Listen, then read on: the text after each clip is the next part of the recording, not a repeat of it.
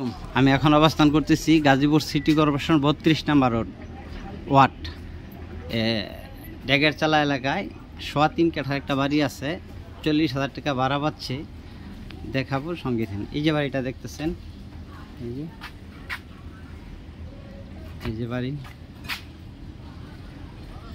ওই যে এই ঘর পর্যন্ত লাশ মাথা,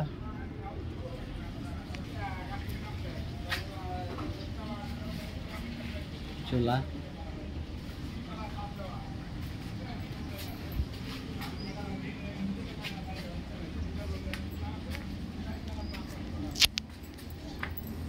আপা একটু একটু একটু একটু ভিডিও করুন, একটু দরজাটা চাপানো যান আপা।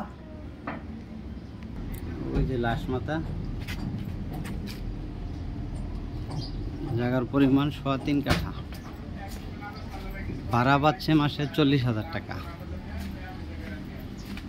গাজীপুর সিটি কর্পোরেশন 32 নম্বর ওয়ার্ড, ডেগেরচালা এলাকা। এই যে সামাসাবিল, এই যে বাড়ির গেট দেখতেছেন, টাঙ্কি এইটা, এই যে পাশে ফ্যাক্টরি, অনেক ফ্যাক্টরি, যে ডেগেরচালা এলাকা। বড় রোডেতে 3 প্লট পরে।